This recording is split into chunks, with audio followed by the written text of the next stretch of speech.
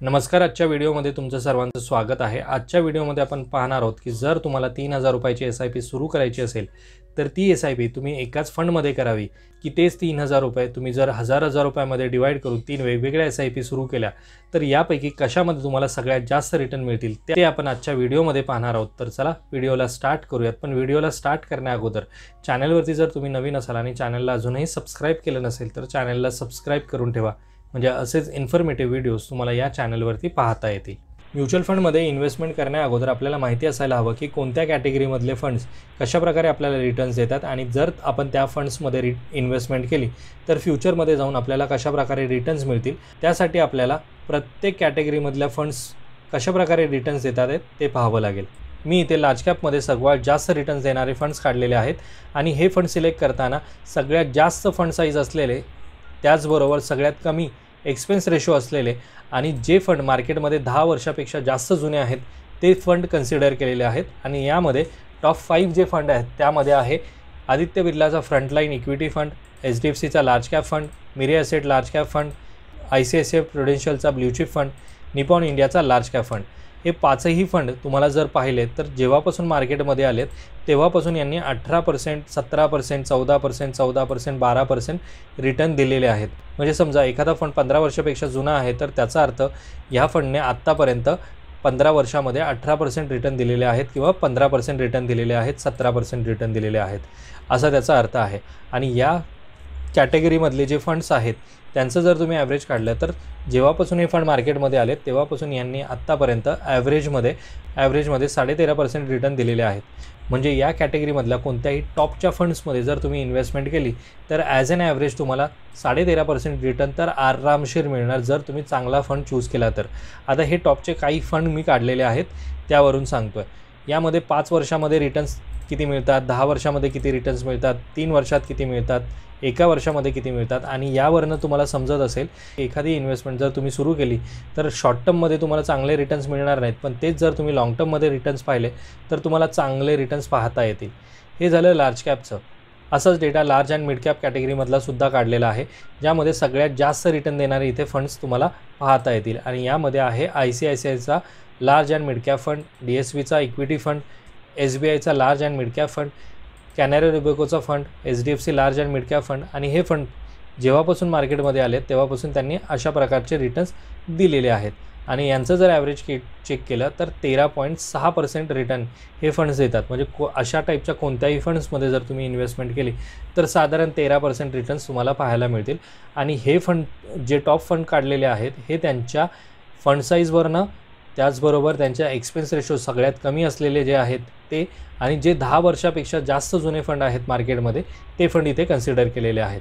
यामध्ये सुद्धा पहा 1 वर्षामध्ये तुम्हाला खूप कमी रिटर्न्स मिळतील, पण जर तुम्ही लाँग टर्ममध्ये थांबलात तर चांगले रिटर्न्स मिळतील. इथे काही लोक म्हणतील की 15% किंवा 18% रिटर्न 5 वर्षामध्ये देतात आहेत, पण जर तुम्ही 5 वर्षात इन्व्हेस्टमेंट तुमची काढली तर फ्युचरमध्ये जे बेनिफिट आपल्याला मिळतो कंपाऊंडिंगचा तो तुम्हाला इथे मिळणार नाही. त्यामुळे म्युच्युअल फंडमध्ये जर इन्व्हेस्टमेंट करायची असेल तर ती लाँग टर्ममध्ये करावी. आता आपण मिड कॅप फंडचा परफॉर्मन्स पाहूयात. आणि मिड कॅपमध्ये सगळ्यात जास्त रिटर्न देणारे फंडची नावं इथे तुम्हाला दिसतील, ज्यामध्ये मोतीलाल ओसवाल आहे, निपॉन इंडियाचा फंड आहे, ॲक्सिस मिड कॅप फंड आहे, HDFC mid cap opportunity fund आहे, SBI मॅग्नम आहे आणि कोटक एमर्जिंग फंड आहे. आता हे फंड सगळे जवळपास तुम्हाला 22, 17, 16% रिटर्न देणारे आहेत. आणि यामध्ये हा एकच फंड सगळ्यात कमी रिटर्न देणार आहे आणि ज्याला मी हायलाईट करून ठेवलेला आहे. हा 6वा फंड आहे. ॲक्च्युली मी याला घ्यायचं नव्हतं, बट ह्या फंडची जर तुम्ही फंड साईज पाहिली तर सगळ्यात जास्त आहे. 53,000 करोड इन्व्हेस्टमेंट लोकांनी या फंडमध्ये करून ठेवलेली आहे. आणि हा फंड रिटर्न पहा कसे देतो आहे. 1 वर्षात 15, 3 वर्षात 18, त्यानंतर इथे 21 आणि 10 वर्षामध्ये 16 एवढे रिटर्न्स हा फंड तुम्हाला देतो आहे. आणि ओव्हरऑल याचं ॲव्हरेज जर पाहिलं तर ते थोडंसं कमी आहे. म्हणजे 10 वर्षाच्या अगोदरचे जर रिटर्न्स पाहिले तर या फंडने खूप कमी दिले असतील, त्यामुळे इथे हे जे ॲव्हरेज आहे ते कमी झालेलं तुम्हाला पाहायला मिळेल. मिड कॅप कॅटेगरीमधल्या फंडचं ॲव्हरेज जर तुम्ही पाहिलं तर हे फंड तुम्हाला 18% आरामशीर रिटर्न्स देतात. यानंतर आहे small cap fund. Small cap फंडसुद्धा खूप जबरदस्त रिटर्न देत आहेत गेले 10 वर्ष. यापैकी ॲक्सिसचा स्मॉल कॅप फंड रिटर्न देतो आहे तुम्हाला 22%, निपॉन इंडियाचा 20%, त्यानंतर HSBCचा 20%, SBI स्मॉल कॅप फंड 19% आणि DSP small cap fund return देतोय 17%. म्हणजे जेव्हापासून हे फंड मार्केटमध्ये आले तेव्हापासून यांनी खूप चांगले रिटर्न्स दिलेले आहेत आणि यांची फंड साईजसुद्धा तुम्हाला मी इथे दाखवलेली आहे. तर हे फंडसुद्धा खूप चांगले रिटर्न्स देत आहेत. जर तुम्ही यामध्ये सुद्धा शॉर्ट टर्मसाठी इन्व्हेस्टमेंट केली तर तुम्हाला चांगले रिटर्न्स मिळणार नाहीत. लाँग टर्मसाठी तुम्ही थांबलात तर तुम्हाला खूप चांगले रिटर्न्स हे फंडसुद्धा देतात. यानंतर आहे मल्टीकॅप कॅटेगरीमधले फंड. यामध्ये सुद्धा मी काही टॉपचे फंड काढलेले आहेत, पण मल्टीकॅप कॅटेगरीमधले काही फंड असे आहेत की जे मार्केटमध्ये आत्ताच सुरू झालेले आहेत किंवा आत्ताच लॉन्च झालेले आहेत. HDFCचा मल्टीकॅप फंड सगळ्यात जास्त रिटर्न देतो, तो 18% रिटर्न देतो. निपॉन इंडियाचा मल्टीकॅप फंड 17% रिटर्न देतो. Kotak multicap fund 17%, SBI multicap 15% आणि ICICI प्रुडेन्शियलचा मल्टीकॅप फंड 15.15% रिटर्न देतो. आणि ॲव्हरेज जर तुम्ही काढलात तर 13.63% हे सगळे फंड रिटर्न देतात. आपण 1-2 वर्ष, 3 वर्ष, 5 वर्ष किंवा 10 वर्षाच्या परफॉर्मन्सच्या बेसिसवरती कोणतेही फंड सिलेक्शन करणार नाही. जेव्हापासून हे फंड मार्केटमध्ये आले त्या परफॉर्मन्सच्या बेसिसवरती आपण हे फंड चेक करणार आहोत. आता हे झालं, आपण फंड बघितले की कोणते फंड कशाप्रकारे रिटर्न्स देतात आहेत. आता आपण पाहूयात की जर मला 3,000ची SIP या टाईपच्या फंड्समध्ये इन्व्हेस्ट करायची असेल तर ती कशा प्रकारे मी ती करू शकतो. तर यामध्ये सगळ्यात पहिला ऑप्शन आहे की लार्ज कॅप फंडमध्ये ₹1000 इन्व्हेस्ट करा. लार्ज अँड मिड कॅपमध्ये ₹1000 इन्व्हेस्ट करा. मिड कॅपमध्ये तुम्ही ₹1000 इन्व्हेस्ट करा. तर अशी तुमची ₹3000ची इन्व्हेस्टमेंट होऊन जाईल. आणि 3000ची इन्व्हेस्टमेंट जर तुम्ही ॲव्हरेज पाहिलं रिटर्न्सचं तर साधारण 15% रिटर्न्स तुम्हाला आरामशीर मिळून जातात. आपण हे कॅटेगरी जे ॲव्हरेज घेतलेलं आहे ते आहे मार्केटमध्ये हे फंड आल्यापासूनचे. म्हणजे जेव्हापासून हे फंड मार्केटमध्ये आले तेव्हापासून यांनी अशा प्रकारे रिटर्न्स मिळालेत. आणि जर तुम्ही ह्या तीनही टाईपमध्ये 1000ची इन्व्हेस्टमेंट केली तर आरामशीर तुम्हाला 15% रिटर्न्स मिळून जातील. ह्या ऑप्शनमध्ये जी इन्व्हेस्टमेंट आहे ती तुमची लो रिस्क इन्व्हेस्टमेंट असणार आहे. Low risk investment. आता लो रिस्क म्हणजे का, तर लार्ज कॅपमध्ये सगळ्यात जास्त इन्व्हेस्टमेंट आहे. इथे सुद्धा लार्ज अँड मिड कॅप आहे आणि मिड कॅप आहे. त्यामुळे लार्ज कॅपमध्ये तर तुम्हाला लो रिस्क असते आणि मिड कॅपमध्ये तुम्हाला मीडियम रिस्क असते. तर हे दोघांचं कॉम्बिनेशन असल्यामुळे इथे मी लो रिस्क कॅटेगरी कन्सिडर केली आहे. यानंतर ₹3000 इन्व्हेस्ट करण्यासाठी ऑप्शन नंबर 2, ज्यामध्ये तुम्ही एक मल्टीकॅप फंडमध्ये ₹1000ची इन्व्हेस्टमेंट करू शकता. लार्ज अँड मिड कॅपमध्ये तुम्ही ₹1000ची इन्व्हेस्टमेंट करू शकता आणि एक मिड कॅप कॅटेगरीमध्ये तुम्ही ₹1000ची इन्व्हेस्टमेंट करू शकता.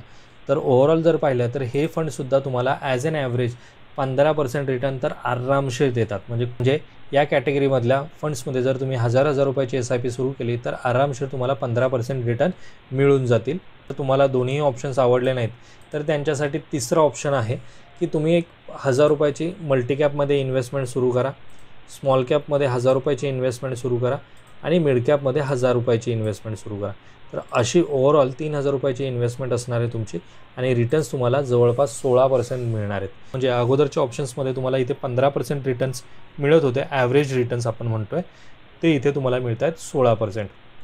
आता हे तीनही जर ऑप्शन्स तुम्हाला नको असतील तर चौथा आणि लास्ट ऑप्शन आहे की तुम्ही सगळ्या कॅटेगरीमध्ये ₹500-500ची इन्व्हेस्टमेंट करा. आपण जे व्हिडिओमध्ये पाहिलेत ते 5च कॅटेगरी पाहिलेत. तर त्यातल्या लार्ज अँड मिड कॅप कॅटेगरीमध्ये तुम्ही ₹1000ची इन्व्हेस्टमेंट करा आणि बाकीच्या सगळ्या कॅटेगरीजमध्ये 500-500ची इन्व्हेस्टमेंट करा. याने होणार काय, समजा स्मॉल कॅप आणि मिड कॅप जे सेक्टर आहे ते डाऊन झालं आणि त्याच्यामध्ये खूप सारा मोठा डाऊनफॉल आला तर त्यामुळे त्याचा इम्पॅक्ट तुमच्या फंडवरती होणार आणि फंडच्या व्हॅल्यूवरती होणार. त्यामुळे तुमची स्मॉल कॅपमध्ये असलेली इन्व्हेस्टमेंट आणि मिड कॅपमध्ये असलेली इन्व्हेस्टमेंटची व्हॅल्यू कमी होऊ शकते.